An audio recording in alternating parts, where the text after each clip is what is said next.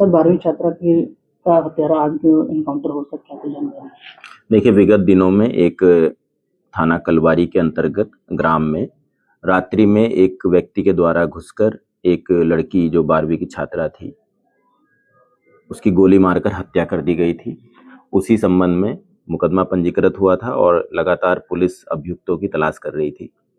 इसमें गांव का ही एक व्यक्ति जो मृतका है, मृतका के ही गांव का एक व्यक्ति विवेक नाम का लड़का था जिसने पूरे मामले में रेकी किया था और मुख्य अभियुक्त जो उसी गांव का है मनदीप पासवान, उसको सारी जानकारी दी थी। उसकी पुलिस ने गिरफ्तारी की है और रात चेकिंग के दौरान जो मुख्य अभियुक्त था मनदीप पासवान, उसके साथ में पुलिस की मुठभेड़ हुई है। उसके पैर में गोली लगी है और जिस हथियार से उसने लड़की की हत्या करी थी वो पिस्टल भी बरामद हो गया उसके पास से। जो वाहन जिस वाहन से वो रात्रि में आया था वो वाहन भी बरामद हो गया है और आज दोनों को जेल भेजा जा रहा है, अभियुक्तों को।